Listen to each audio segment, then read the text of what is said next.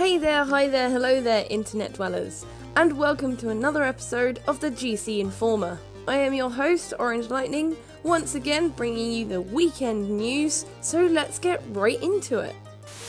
So with Tokyo Game Show now fully underway, a lot of developers are really getting themselves out there, such as Koei Tecmo and Omega Force, talking about Dynasty Warriors 9. Yes, this long-running series is about to hit its ninth installment, and the developers are listening to the fans. The game is becoming a little bit stagnant in its whole gameplay format, but the developers are agreeing with the fans in that there needs to be a shake-up, and so, like a couple of other popular franchises have done recently, Dynasty Warriors is going open world. Don't worry, you will still be able to dive into your historic battles with hordes of soldiers to Muso to your heart's content, only now, apparently the entirety of China is your battleground.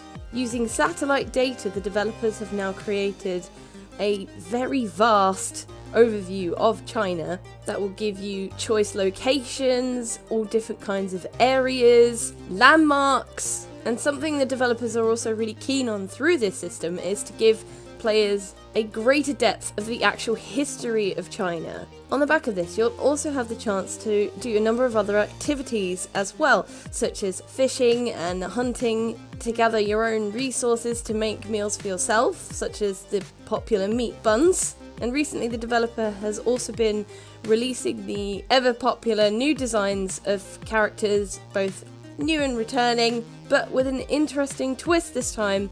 You'll actually now be able to get informal outfits for each of your characters as well. So if you ever wanted to see what they look like without all their armor and helmets on, you can! This hopes to be a more refreshing look at the Dynasty Warriors franchise and bring it to a wider audience, as the developers have recognised that open world seems to definitely be the way the industry has moved now, and you know, they want to move with it, so good for them. So Fortnite's Battle Royale is coming soon, free to play for anyone to jump on, and whilst that seemed to be some very interesting, very exciting news, not everyone has been overly enthusiastic about it, specifically the developers of PUBG. Yes, Bluehole executive Chang-Han Kim has shown his displeasure at the entire Battle Royale mode as being a basic rip-off of the PUBG format, stating that the studio was concerned about the similarities and that they would be considering further action. Interestingly enough, PUBG used the Unreal Engine license provided by Epic Games, the creators of Fortnite, and considered themselves to have a pretty standing relationship, but this is now rocking that boat. Quite frankly, I can see a little bit of where they're coming from, because, you know, the details in the fine print are quite similar. The 100-man thing and the way it looks just has a slightly more cartoonish feel than the Fortnite style. But just because a game is as big as PUBG is now, can you honestly say that Battle Royales are yours and yours alone? You know, it's last man standing has been a phrase for a long time, and I don't think you can put a stamp on that, really, you know. Plenty of games utilize it, so to be honest, what's more interesting is the fact that the Battle Royale is going to be free to play for anyone, and I think that's probably what's annoying PUBG more, is that not only is it similar, more people will be able to access it, and it's going to beat PUBG onto the consoles as well, so perhaps it will establish a console fan base before PUBG can even get a look in. Drama! From one drama to another, 2K Games were also unimpressed recently by a review on their new NBA installment 2K18, as a website called The Sixth Axis published a review giving them a score of 3 out of 10, widely based on the virtual currency and how tedious it is to actually get in the game and infrequent so that it's driving players to purchase virtual coins, and of course leading to one of our favourite topics here at GameCast, microtransaction abuse. So of course that score was not something they were hoping for. That's very low and very discouraging. That they actually got in contact with the website themselves, and the score vanished for a small time as it was taken down, but then later reinstated. The website have issued a statement now explaining their side of what happened. A lot of speculation went round that 2K Games were putting pressure on them to change their review score. Whether this actually really happened is hazy, but there were definitely words exchanged, and the website have now come out and said that they were asked to reconsider their score and mark it instead as a review in progress.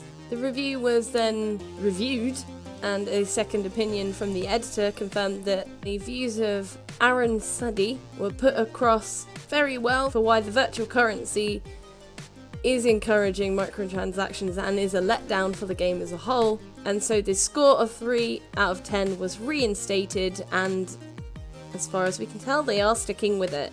A reaction to this, though, is that 2K Games have apparently listened and have started lowering some of the costs in the game. So the cosmetic things like apparently getting your hair cut, they have now lowered the price of that to try and say, look, we can do better. But I guess the damage is already done. To be honest, if a reviewer is giving you their mark already and it takes you arguing with them or debating with them to change their mind, you really should be letting your game do the talking here. And if you have to explain it or fight for it, well, are you going to do that for every player? And our final story today is something a little bit more positive. Eurogamer 2017 is fully underway as well. It's a big weekend for gaming shows, and as such, a popular developer session has already come out of it, talking about the new changes to the Oddworld franchise. Yep, 20 years since Abe started his journey to leave Rupture Farms, and a new installment is coming, Oddworld Soulstorm. So in this developer session, Lorne Lanning came on stage to talk about the changes that were being implemented in Oddworld to update the franchise, as it were. A lot of graphical enhancements. Obviously, the original Abe's Odyssey came out on the PlayStation 1, so as you can imagine, there's been a lot of changes since then. There was the new and tasty version that came out later, but they are now opening Oddworld to graphics that can be achieved today, and wow, does it look different. In a very passionate delivery, we'll now be looking at more characters to fall in love with, more endearing, because the whole story and situation is going to get even darker, which you may not have thought possible if you played the originals. As we're now moving over to look at the Soulstorm Brewery, creating the popular drink Soulstorm Brew that is made from the ever-lovable Midacon's tears. Yay! What a lovely concept! But not only have the graphics had an upgrade as well, that was been 20 years in the making, but the gameplay is changing up too. There's going to be crafting available for Abe, but you're also going to have 301 buddies accompanying you the entire time as well. Not on screen, but there will be a graphical representation at the bottom of your screen showing all of your 301 friends, as these represent the slaves that Abe actually freed from Rupture Farms in the previous installments of the series. But you can put them to work, you can get them to go do things for you. If they're being injured, their little icons will turn red so you know that they're in danger. But think of it as having your own little army to sort of direct and tell what to do. You can use them to defend stuff, to work on something. It sounds like a really interesting concept. Not sure if I can manage 301 of them little guys, but give it a go. There'll probably only be one that survives at the end with me. That's not just Abe. And that's all from me today. If you enjoyed this video, please leave a like, please leave your comments below. We love to hear what you think about any of these news stories, and if you want to see more from us here at GameCast, please subscribe to our channel for more awesome gaming content every day. If you want to see more from me, you can find me on YouTube and Twitch under Orange Lightning Playzone, and on Facebook and Twitter under Orange Light PZ. So, take care for now.